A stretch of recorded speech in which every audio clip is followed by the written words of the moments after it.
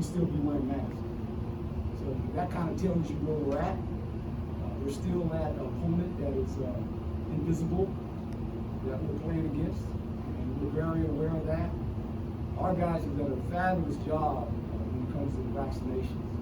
We're at a good place. We're getting better each day, which is good. So that's important, and I think this team understands what happened to us last year. It was a lot of fun for everybody. So going forward, our plan is very simple. Tomorrow we get to show up and do it again, and we got to be better. And that's kind of our mindset this whole season, just win the day. And tomorrow's a new day, and we have to get better collectively. So that's my open statement. Good to see you folks again. Tim Healy, ASU Radio. Good to see you, Coach. Tim, my man. How are you, sir? How you? My question is, given all the experience, all the talent you have coming back, the lofty expectations in some quarters, how would you evaluate your team's mindset entering this season? Do you think they consider themselves to be the hunters or maybe the hunted? I think they consider themselves excited about the season. Whether you want to put it either way, and I told them, we're not going to get involved in polls or how people perceive this football team. There's a lot of young men that have come back from last season. They could have left, but I think they feel like, you know what? Let's give this thing a run, and it's exciting to see them. It was exciting to watch them in the spring. The different type of mindset this football team has, because you have so many returns. And so that's kind of fun to watch. I've always said this, you want the team to be run by the players. This team is run by the players. Hey, know that. Hey, you know that. And what's great about these guys is they're just focused in. They're just focused in on this is what we got to do. This is how we want to do it. We got great leadership in a lot of different positions. And we got some young, talented players, besides the ones that played last year that came in with this new group, that will have a chance to help us. Doug Allen, The Athletic. Herm, there weren't a lot of passes when you guys were in 11-11 and scouting that weren't deflected, or the defense was really fast, particularly on the back end. Is that kind of what you were expecting, what you've been building back there? Great observation. But know this: generally in football, when you start that first practice, the defense is always ahead of the offense. Just of the timing, all of it, and we didn't have pads on, and so the offensive line are a little bit of a disadvantage. But you make the point that the back end of our defense, even in the middle part too, the linebackers, they got a lot of experience. Secondary, a lot of experience. We got some experienced defensive linemen, but I think it's starting to come together. And, we're not going to complicate it on defense. We're not. And I think AP is going to do a great job of really just kind of letting these guys play. And just use our talent, see how good our talent is versus someone else's talent. That's kind of our mentality. Nick and then Michelle. Yes, sir, Nick. Herm, good to see you. Nick King, 3TV, CBS 5. I know, A, you can't really say anything, B, you had to address this last week, but I'm curious with the NCAA stuff, the off-the-field stuff, was there one conversation with the team, or what did you tell players about, for them, how to handle it? Like I tell them all the time, every season, every year around here. Don't let the outside noises affect what we need to do. It's our mindset. I think you folks have been around me long enough. I changed. And the players see me every day. Say, Coach is good. We're good. And that's what we're going to do. We're ready. We're going to prepare to play football. That's what we're going to do. Nothing else. And today was our first day, and tomorrow we get to go practice football again, which is a good thing. Coach Michelle Gardner, Arizona Republic. You mentioned this team, the best teams are teams that are player-led. Yes. And we heard Chase out there a few times today. Chase being Chase, but even more so probably. Can you tell me about kind of how much Chase has matured in his leadership and how his leadership differs from that, say, of Jaden Daniels? Well, he's the veteran. He was here before Jaden. He was here before I. I arrived. And I think the first day I took the job, Chase was one of the first guys I actually visited. And I knew he was, corner and high school, he was a kind of offensive guy. And so we kind of had this bond. And it was fun to take him to the media day. And LA's first time he's ever been. And just, you could see the confidence in the guy. And he has earned the trust of all these guys in this football team because he's been. And I told him this, I said, you know what's the proudest thing I am for you? Right? Right.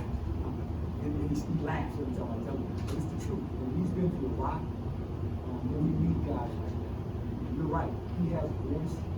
And it was fun to go to the media day with Chase and Jake. Both those guys did a great job. Chris Cartman, son of a source. Herm, Herm.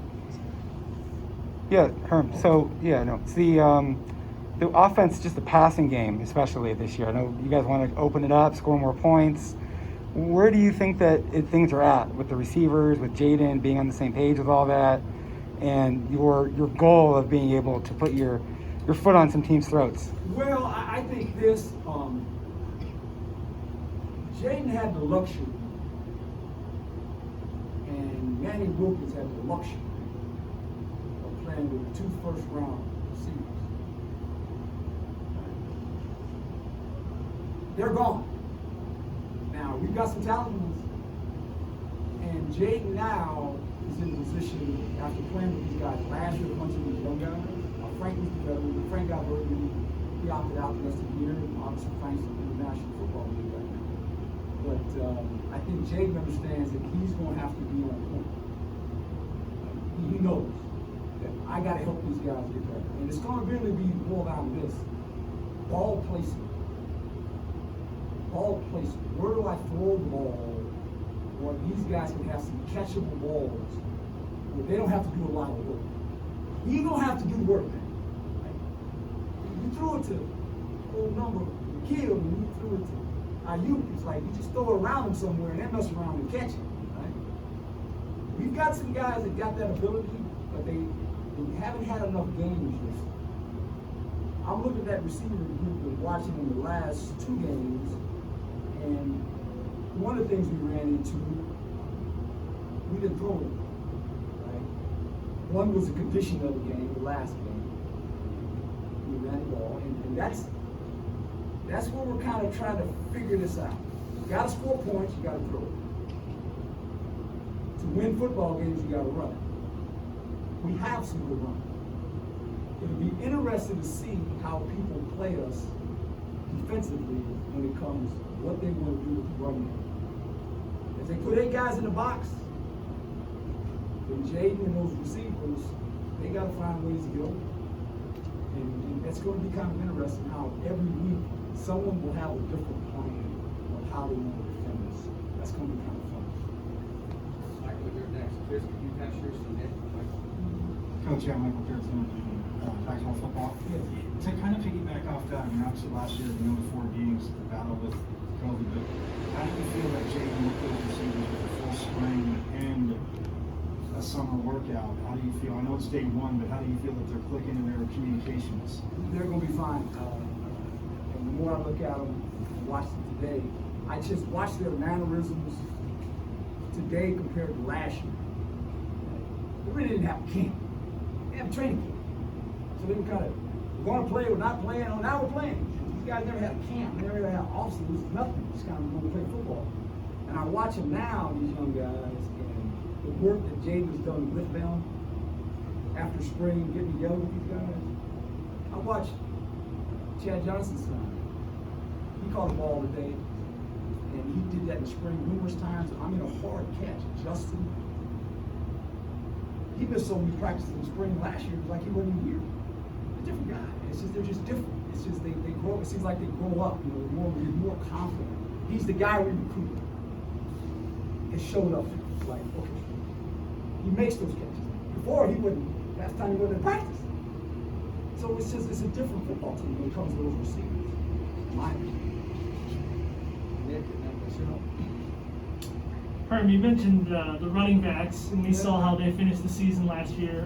I saw a picture that the team account tweeted maybe in the spring or summer of those guys with their shirts off that was pretty impressive physically. How would you describe that physically and what they're capable of? Oh, they're two powerful players. They really are. And they run behind their pads. The good runners, of course, in my history of playing football, coaching football, and just watching football. The good ones deliver the ball. And they're a little bit different in the sense that, Chip, as big as he is, you just think that he's a straight line guy. You're not. You can make you miss and he can run. And the other one now, he reminds, and I shouldn't say this, I don't like doing this to kids, but a good friend of mine that I recruited out of high school when I was at San Diego State was Marcus Allen. He was a senior when I was a senior in college. That's how far we go back. He was from Lincoln High School. And we're really close, we're really good friends. And we were trying to recruit San Diego State as a DB. Because he played DB and he was a runner. And USC was recruiting. And I kept telling him, I said, you don't go to USC and play fullback. You come here and play corner and messing with him. He goes to USC, honestly. We know his career, right? We've been friends ever since. And eventually he comes to Kansas City when I'm on the coaching side. And Rashad has a lot of Marcus's mannerisms. Look at Marcus Allen, his height, his length, how he runs.